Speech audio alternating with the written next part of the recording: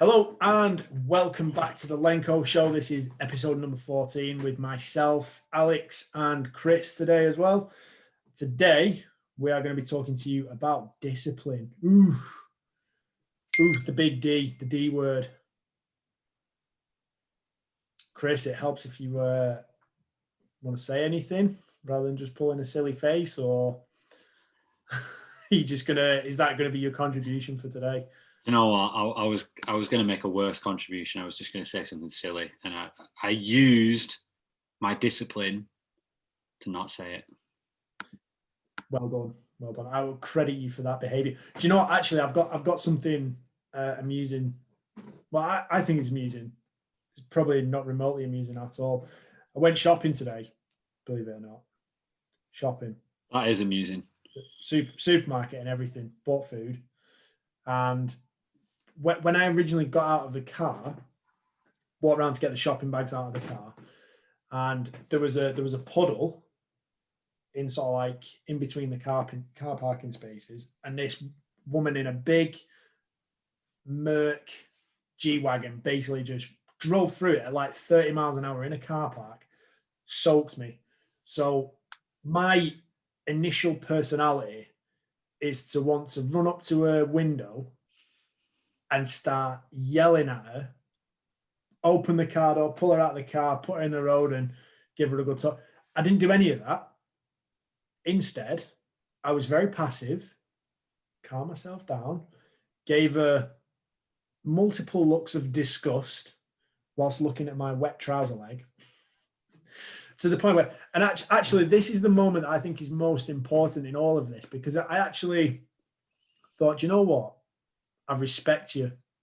Because when I was in the supermarket, I was going around, so like going all through all the fruit and veg, and she came up to me and she went, "I'm so sorry.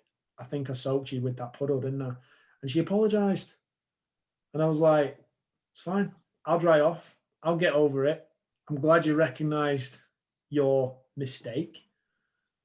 And I'm very grateful for you to come up and actually own it." Wow. And take responsibility for that. And normally you wouldn't get that, would you? Well, I mean, in your circumstance, no, you wouldn't, because you wouldn't give them chance. So two things I'm proud of there. Number one, myself, obviously, by controlling, maintaining discipline, not ripping her head off for driving through a puddle. And then also big respect for her for coming up and apologizing. 100%. So thank you. Little did she know how close she was to a very different day. Oh, it could have been so different. You know what that was, Alex? What was that? That was you not being able to control the event, but controlling your response and getting a good outcome for the both of you. Yeah. She'll have felt bad, which is why she apologized, and then you made her feel, well, okay about it, I guess. The other thing as well, though, because there's a lot of risk involved when you do something like that, and you actually go up to the person to apologize. That could go one of two ways. You know, it could have easily been another. You could have very easily turned around and gone, "Oh, it was you, was it?" Yeah, exactly that. Exactly that. You know, I'm proud of you, Alex. There's certainly an opportunity for growth in that area of your life, and you've. I've toned down my aggressive side. I've learned how to channel it a little bit better. I was going to say, we don't want to tone it down. We don't want to suppress, but we would like to control it somewhat. I think it was very virtuous of me. I think very righteous of me to not commit an act of aggression in her direction, even though you know what though, you got to be careful, because did you just become passive aggressive? Because in theory, what you could have done, which potentially might have been more toward your values, is you could have approached them by telling them that they'd soaked you, letting them know what they'd done wrong, letting them know what they could do in future, but saying, you know what though, it's fine. I'm fine.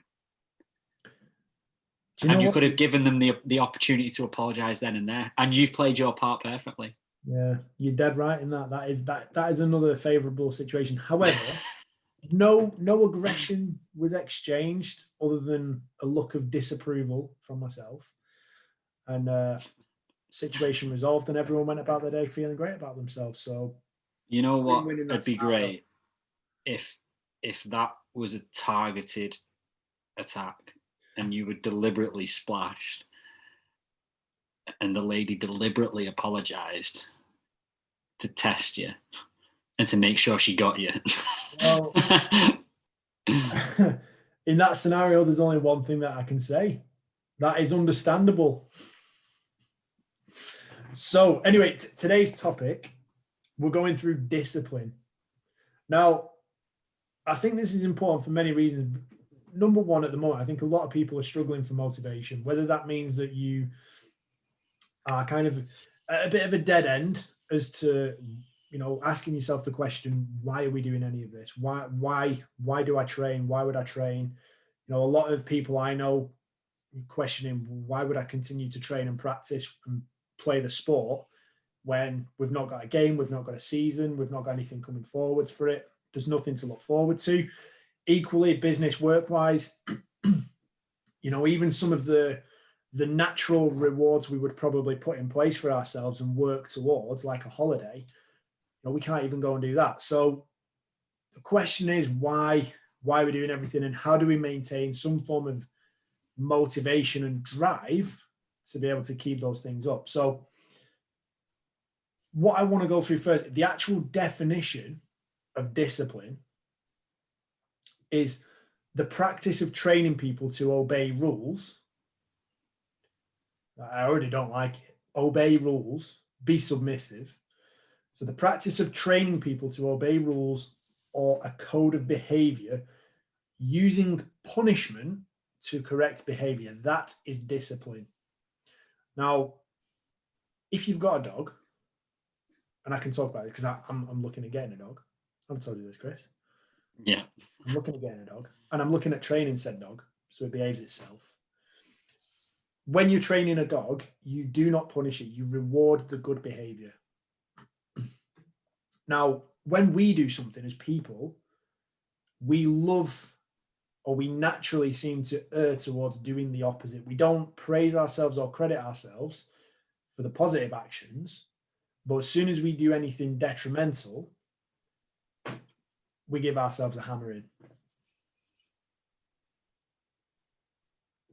Do we not? If you recognize that in yourself, maybe a point of change there, maybe some consideration for you. Do you do any of that, Chris? Oh, 100%. I am, I can't remember what Steve, I think he calls it the 1% club, which is where, and do you know what? You're probably this too. I was about to call myself a high performer. People who are higher achievers, higher performers, in my opinion, tend to have this trait. Not always, obviously. It's just what I found in people that I've trained and worked with. But a 1% crew or club, whatever, is like you can do 99% of the things you needed to do correctly or really well, and 1% not so well, and you will spend too much energy, too much time focusing on that 1% on how you can improve, i.e. punishing yourself, if that makes sense. Would you agree with that? Would you say that you're one of those? Yes. Yeah. And so it with that kind of situation, it's how you view that final 1%. So you've squeezed 99% of the juice out of the orange, but there's that last little, like, and I'm a sucker for that. Like whenever I'm, if it's drinking a protein shake or it's squeezing the toothpaste out of the tube, you can always see there's a little bit in there, or like even in the bottom of your ketchup bottle, there's that little bit, and you can be at it for it to the point where I have actually got scissors or a knife and cut the ketchup bottle open to scoop out that final bit of the ketchup to put it like, so it's how do you view that 1%? If you view the 1% as being, potential and opportunity to move forwards, good. Like, you view it in a positive light. But if you view the 1% as, oh shit, like I failed at that, I might as well have not bothered, and you completely negate the previous 99%, well, you're teaching yourself to not be successful. You're actually teaching yourself to consistently fail. Yes. And I think that is the subtle difference in shifting paradigm or shifting your mindset even. So the core principle of today's podcast, discipline equals freedom. Just let that sink in. Is this going onto YouTube? Yeah, always. So it's worth noting for anyone who can't see, if you're just listening to the podcast, there is actually a manual on how to utilize this principle, discipline equals freedom. And that's what I was showing that to the camera then, by Jocko Willink. Get yourself on Amazon or listen to this podcast because we're going to tell you about it anyway. But there is an actual manual that describes, and I tell you what, I'm going to give you a quote. All right. Oh, I love a quote. Go on. Okay. I'm going to give you two quotes, and that's generous. Stop it. Great. Well, see, this is the thing. This is the thing, because I'm going to do my best to try not to just read the whole thing to you, because that would be beneficial. All right. Here's the first part. To reach goals and to overcome obstacles and become the best version of you possible will not happen by itself. It will not happen by cutting corners, taking shortcuts, or looking for the easy way. There is no easy way. There must be discipline. Discipline is the root of all good qualities, the driver of daily execution, the core principle that overcomes laziness and lethargy and excuses. Discipline defeats the infinite excuses that say, not today, not now, I need a rest, I will do it tomorrow. There is only one way, the way of discipline. Those first two quotes. And that is shared across one page. And that's just the start. But I think it's important to read that, because the first part of that quote is talking about like looking for shortcuts and corners and stuff like that. And I think when it comes to discipline, one of the things that I've found to have success, I guess, in the area of discipline is to specifically not cut corners. Not necessarily make it as difficult as you need to, but the more so you do that, the more discipline technically is going to be required for a specific job. Does that make sense? Yes. See, I think when it comes down to the end result, it's always very, very easy to cut corners. It's always very easy to, get a quick one up. But if you bear in mind that anything and everything you ever do, you are constantly developing yourself. Even if you're aiming for a goal that is seemingly insignificant in your life, like maybe it's a sales target at work, the way you work towards that is developing you. That's developing your personality, it's developing your mindset, it's hardening your major qualities, and that's going to be apparent, it's going to be visible. Like, you'll know whether you've done it to the best of your ability, you'll know whether you've done a half-assed job. There's no escaping that. You can't quote from the episode I did with Jason Scott, you can't cheat the grind. You can't.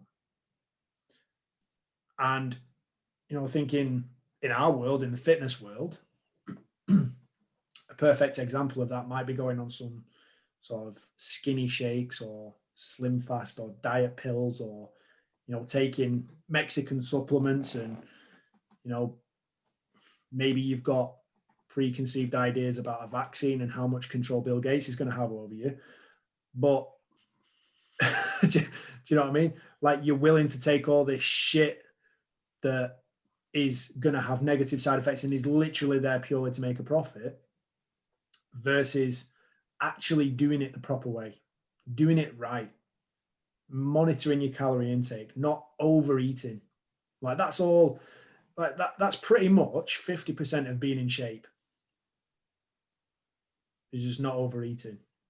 It's just not stuffing yourself, not gorging yourself, having a little bit of discipline and going, I've had one cream cake, that'll do, rather than 6. Now that is easier said than done. So, you know, if you want the discipline of, or if you want the freedom of feeling great, feeling strong, being fit, being healthy, and enjoying the freedoms and the joys that life brings with it, then you have to have the discipline and not take the shortcuts when it comes to choosing the right foods to eat, when it comes to going out, doing a little bit of exercise. You have to have the discipline towards that. You can't escape it. You can do the skinny diet, skinny shakes, but eventually at some point, you're probably going to go back to eating normal food or eating a pizza every night with a tub of ice cream.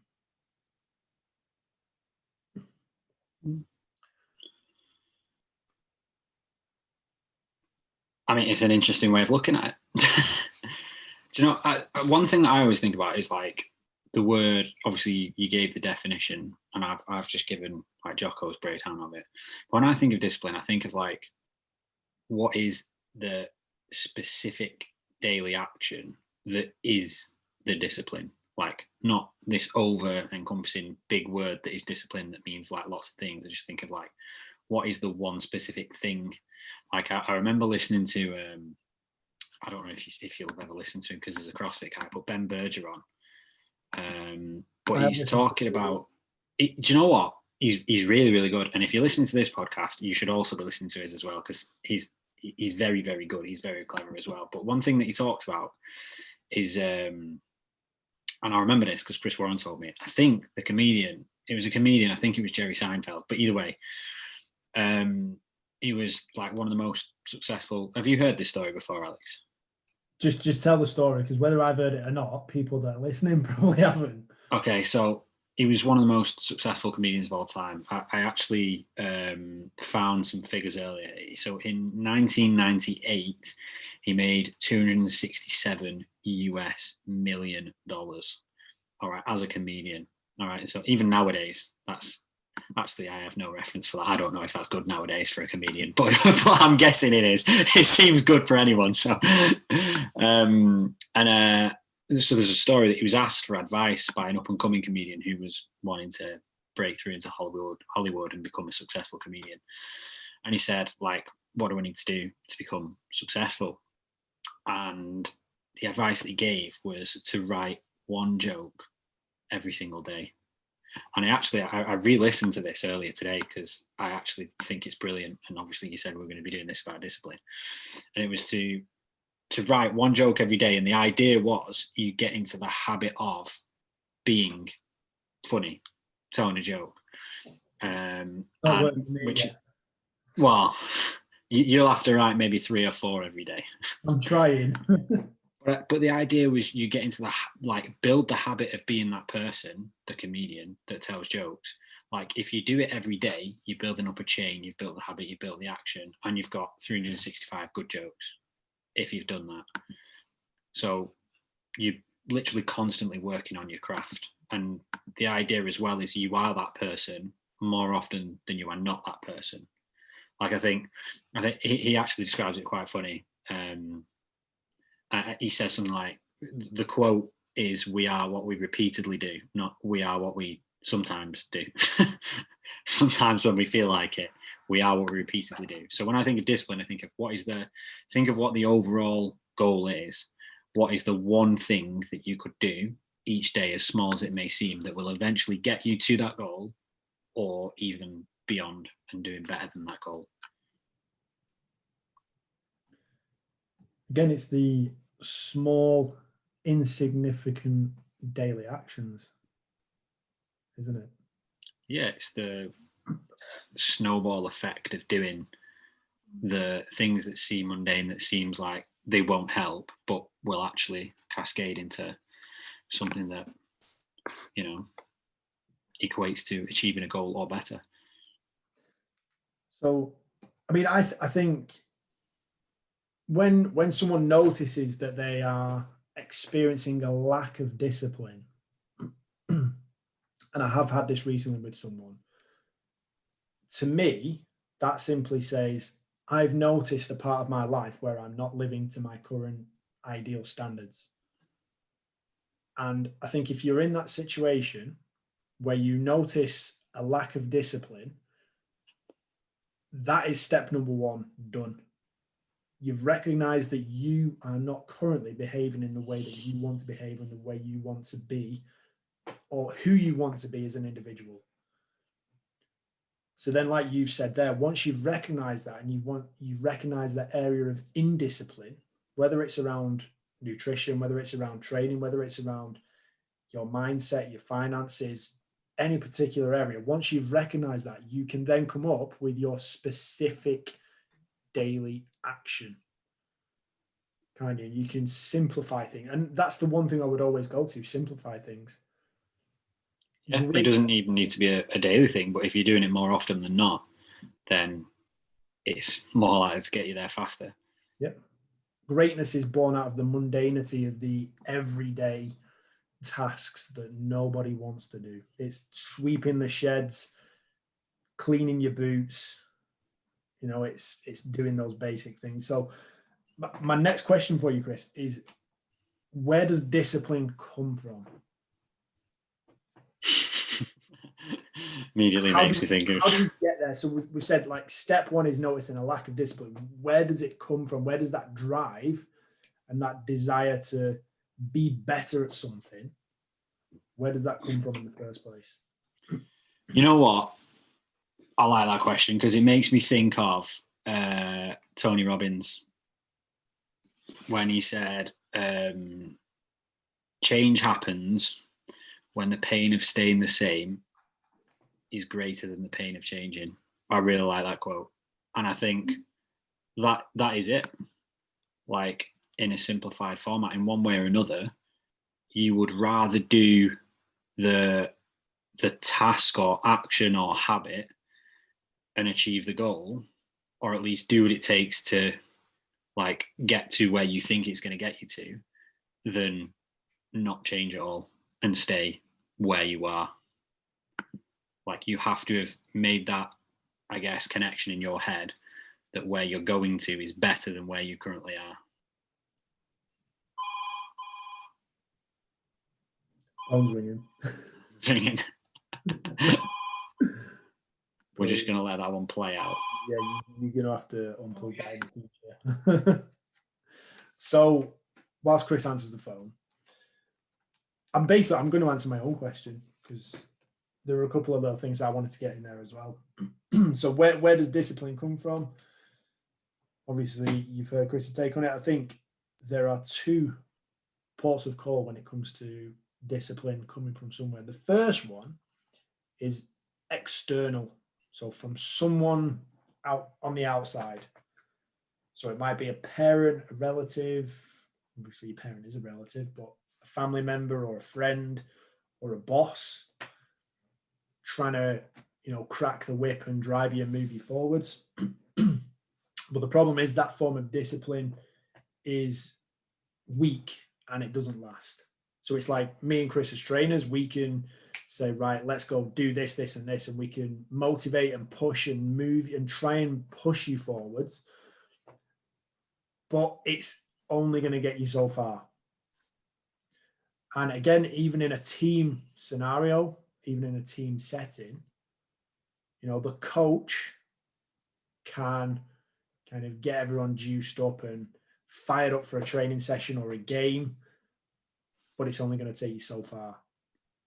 Ultimately, your discipline has got to come from an internal perspective. It has to come from within you, either from within you as an individual or within the team, changing room, as a group, as a collective. Everyone has to buy into that discipline. Everyone has to make a decision to either do more, be better, ultimately make a mark on your life. That's what discipline is. That's what discipline comes from. It has to come from you making a decision to do more or be better and make a mark in your life. So you have to decide how you want to do that. Would that be fair to say? I think that's very fair to say. So, question, who do you want to be? Because this is where you need to put the focus, isn't it? If you've got the focus on who you want to be, you can start to answer that question. Sorry to cut you off there. Sorry, I was just thinking like a lot of what I've seen and dealt with on it is to do with like you're looking to make a sacrifice for the short term with the long-term gain in mind. So thinking of the final destination, not the films, they won't help. Thinking of the final destination, where you're trying to go, who you want to be, etc. The bigger universal existential questions that you want to ask yourself, and then work back, reverse engineer from there. I think I'm just looking at so every time I do one of these podcasts, I make a few notes, and I like to I've written down a few of Chris's quotes, always very useful, but mainly just to keep track of my thoughts and make sure I remember what I said, because I tend to go down a few rabbit holes with it. But one of the things that I've written down, I've just circled them now on my piece of paper, is that everything within discipline links back to making a decision.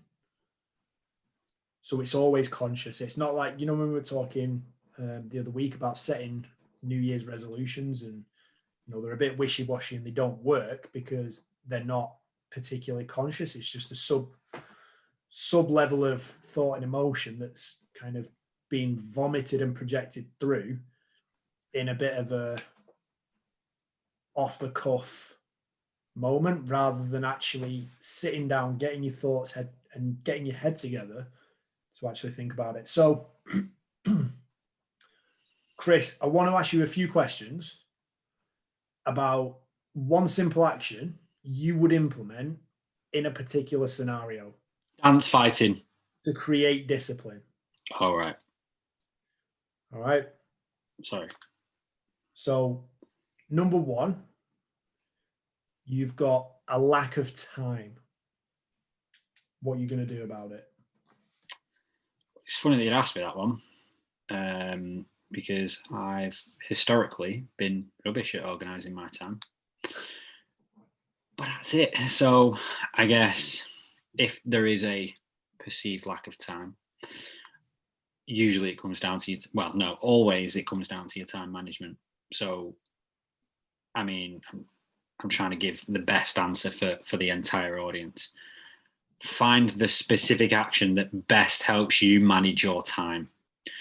For example, diarize everything. I've got a Mac and I put everything in the calendar on there and I diarize things. And I'll tell you what is, if you want to get the absolute gold standard, Alex, this is a tippy tip. This is a tippy tip, right? And this, I'll say this out loud because my dad can hear me. This annoys everyone that I spend a lot of time with. All right. Oh, well, no, this annoys everyone that I spend relaxed time with, like home time and stuff like that. Because what the tippy tip is to put alarms on your phone that are reminders to tell you when you're supposed to be doing each thing. So diarize everything and set an alarm for each one. Well, not necessarily everything, but the most important things. And we're going to go with a tippy tip. I wasn't ready for the tippy tip, let alone the tippy tip. The tippy tip is to put the most important things first. I remember I was talking to Senor Squishy, as I call him, Josh Riley, who is one of the fantastic trainers at Preston. And we were talking about, do you disciplines, as in the stuff that you need to do first, and then the stuff that you want to do can come after that. So if that's really that's for if you're quite a disciplined person anyway. You do, and a driven disciplined person, you do all the stuff that you need to do first thing in the day or in the morning, and then you can do whatever you want outside of that. But the actual tip I would give is you need to work on your time management, because everyone gets the same amount of hours in a day. There's no way that you can not have enough time. And there'll be people who have kids who are like, you don't have kids, you don't understand. First of all, you've not met me dad. I'm joking. Oh my God, we're laughing, but it's so true. I'll get a slap later. No, on a serious note, I understand it will be harder, but if you know there's certain things that the kids need to have at certain times, they go in the diary, and there's certain things that you need to do regardless of where your kids are at, like assuming you're not just leaving them somewhere. Obviously you would think that through first, but let's say they're at home, which I'm guessing they are, especially at this time of the evening, and they would be anyway. Like, you've got half an hour to do something, even if it's something. All right, there will be ways. Like, there are parents out there who have got time. Ask them, because you're not truly, as a parent, you're not truly going to believe me because I don't have kids. And you know what?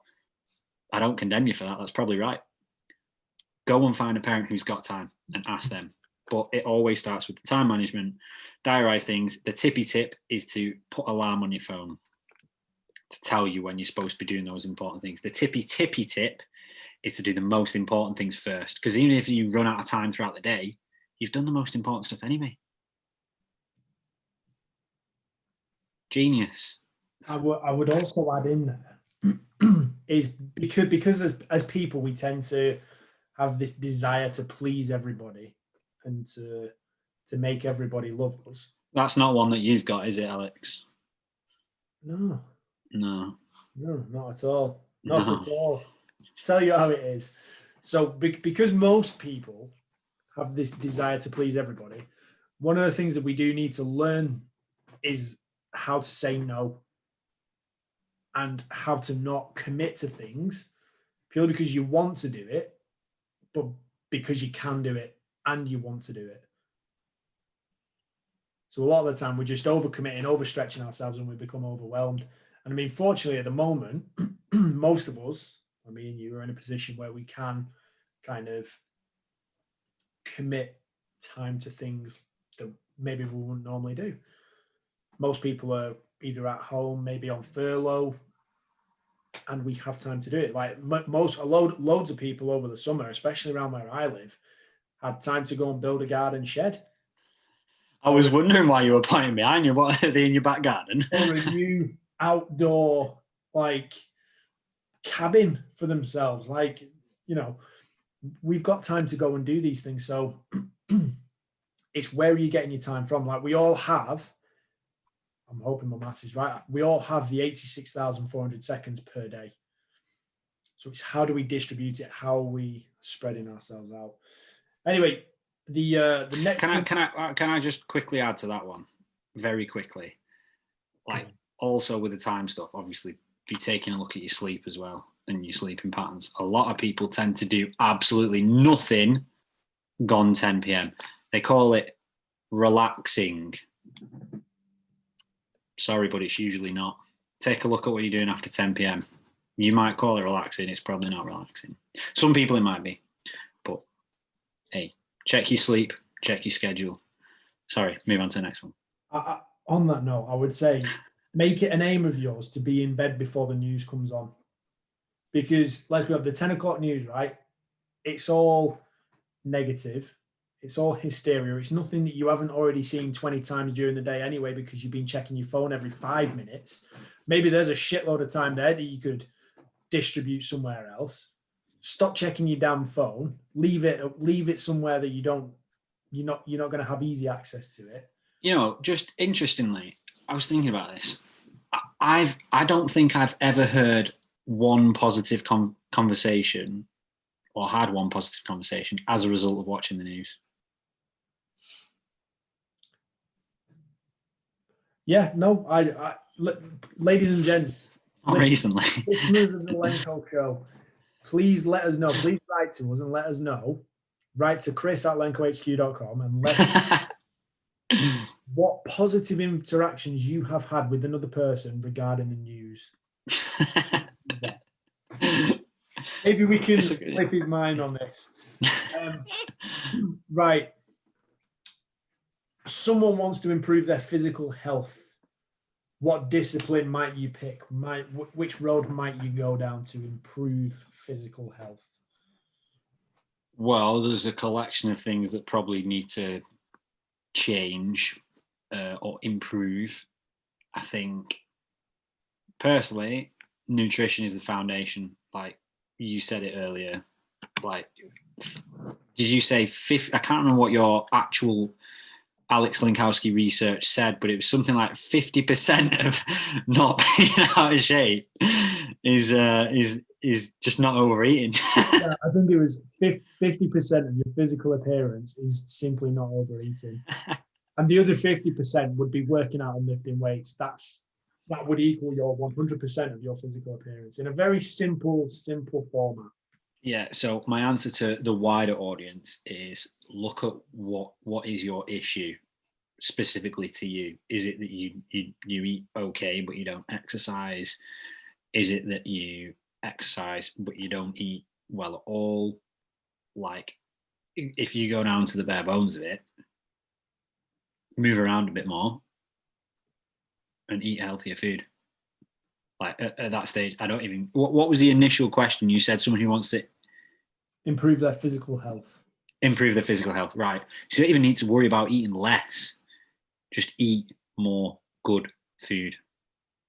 Good food being like whole foods, if they don't have a label on them or anything like that.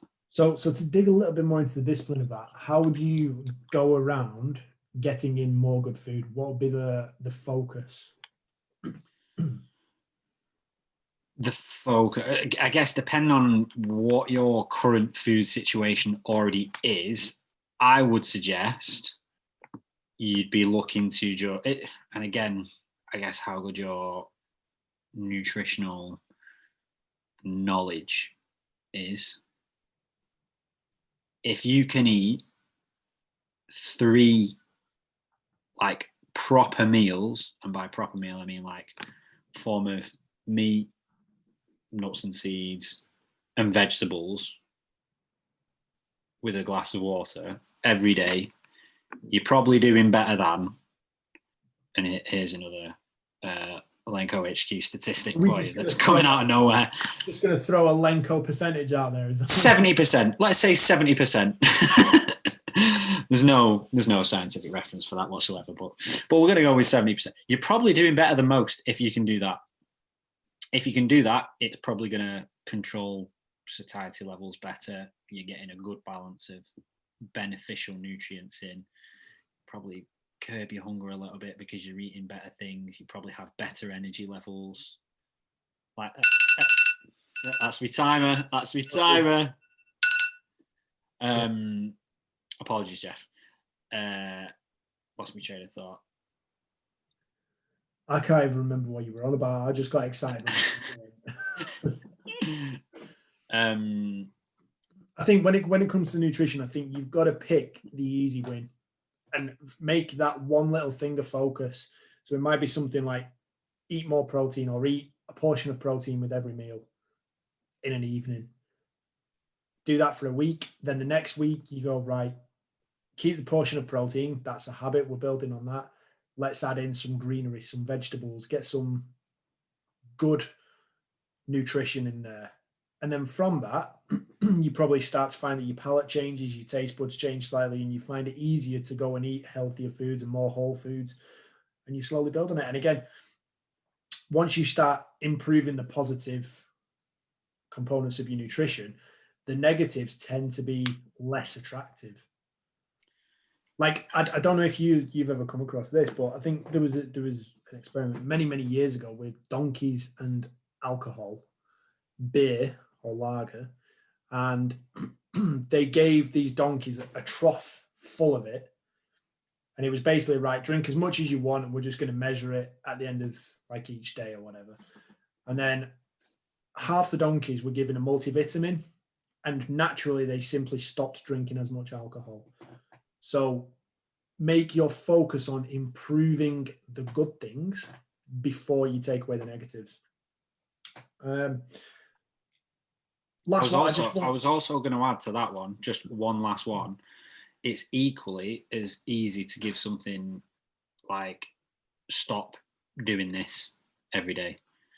If you're looking for rewards for your efforts, a simple one for most people, especially nowadays, could be just stop wasting money on shite from like McDonald's and stuff like that. Yeah. I think, to be fair, I think that place should just be shut down. Wait, what? I'm not opinionated. Hold on. So, what I would recommend, I've actually set this for one of my clients in May as well. She's doing a great job with it. Is basically set out your rules for living. Now, I've got 5 fairly simple ones. 5 rules that I've just kind of written down in some capacity. Number 1, wake up early. Get ahead of the day. You know, you go back to kids and parents and things like if you've got kids, be up before your kids. Be up and ready to go. Hit them in the face with a sponge when they wake up. You know, don't give them a chance to get on top of you. It's very, very hard to get on top of someone who's like very high energy and already active. If you're in the process of waking up and you're kind of dazed and semi-conscious, good luck. Number 2, work out, train, do some form of exercise, even if it's a minute. Go and do something. Number 3, eat right. Get good food in, like we've just said. Focus on the positives. Number 4, like this one. Pay attention to your mindset. Some form of self-awareness, self-reflection, meditation, if you like. Sit down, have a bit of a think about yourself on your own for 5 minutes. And then number 5, learn something. Pick up a book. Listen to another Lenko show. Get some good quality information. Feed your mind. Feed your mind. Yeah, you know what it makes me think of? It makes me think of when you first joined ProFit, at least back then, when you joined and when I joined. Like, one thing that your mentor, who is basically like, obviously a mentor is a mentor, they sort of like oversee everything that you're doing and guide you through what you need to be doing, etc., and make sure that you are on top of yourself as well as your business and things like that. 3 main things that you focus on and that you need to have in order to progress with your business is eat, train, sleep. Do you remember that when we used to go through that every single week with your mentor? It's like, okay, how's your food been? How's your training been? How's your sleep been? And even less than a 7 was critical. You're going to get questions. But I would, for the wider audience, eat, train, sleep would mean food. How is your food? Train being move, and training your mind as well. One and the other, because moving still training your mind, and then sleep being sleep as usual. Keep on top of those 3 fundamentals. And if you can simplify your life in that fashion, it doesn't need to be fancy. Like, that will pay dividends. It will pay off, and it will result in, bigger outcomes, bigger payoffs. You know what? I'm going to tell everyone who's listening now to do that exercise. Rate yourself on a scale of 1 to 10 of how good has your food been this week? How good has your training been? Training mean personal development. So have you learned anything? And your actual physical exercise. How good has your sleep been? Take a look. Anything that's less than 7, so say you've got 2 that are 8 and 1 that's like 6. The one that is the 6 is the reason that you currently aren't doing as well as you think you're doing, or you just don't feel as energized as you have done, or anything like that. I will create a questionnaire, and I'll pin that to the show notes, to the description of this podcast. for anybody who fills that in, we will send you a personalized video with some pointers and some little tips that you can exercise, you can implement to move yourself forward. How about that? We will do that. Maybe even tippy tips. We will send you just foreseeing now. Now, obviously, you can't kid a kidder. You can't kid a kidder, and you can't bullshit a bullshitter. And that's me. So I'm going to see through your lies. Okay. All right. I have tried every which way of getting around these with my mentor in the past. Years ago, obviously. I'm a better man now. I was young then. So whatever way you try getting around it. So I'm just thinking now, people might look at this and they might go, yeah, but these are bad because of this. Yes, that might be correct. Now you know where your discipline needs to be. Your discipline needs to be whatever resolves that particular thing, if that makes sense. Yes. So let's say my sleep is bad because of my kids. Well, we can't get rid of your kids as much as you might like to. We're not going to get rid of them. What could you do? Because there's always something that will help you get better sleep despite or in spite of having the kids. Not in spite, despite, sorry. Yeah, I can't wait for all 3 listeners to write to you and try and walk their way around you. I think that's going to be it. Who are the 3? I have no idea. It don't tell me. It's probably me and you. I don't listen to it. I know for a fact that you don't. Anyway, I'm going to leave you with a closing thought on discipline. And I know Chris has covered this to a degree already, but here we go. So humans naturally look for the shortcut. We've said that. We will always look for the shortcut. We naturally do it. We want the shortcut or the hack. But this will not result in you becoming who you want to be. And that needs to be the focus.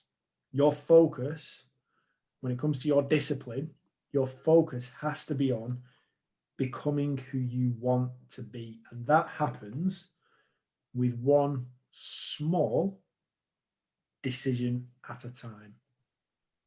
One small decision at a time. That's all we're telling you to do. Very poetic there.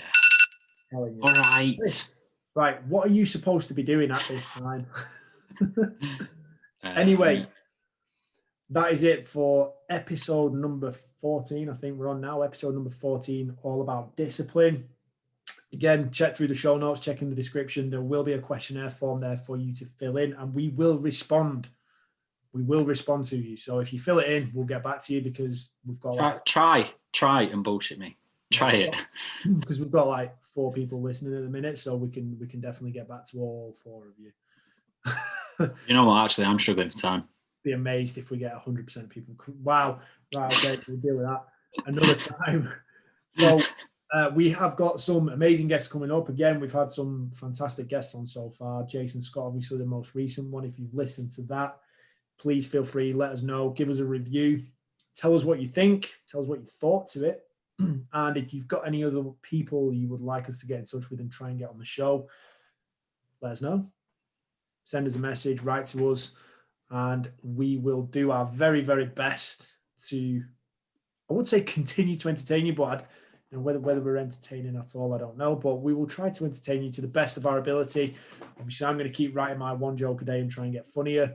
Chris is going to organize stop his alarm from going off midway through a podcast. We endeavor to improve. We will get there. We will be better. We can be better. We must be better. We will make better decisions to do that. So, once again, thank you for listening. Hope you've enjoyed it. I hope you've had a good time. Me and Chris have had a great laugh. I've had a good time. I've had a very good time. A very good time. So, until next time. Lenko out.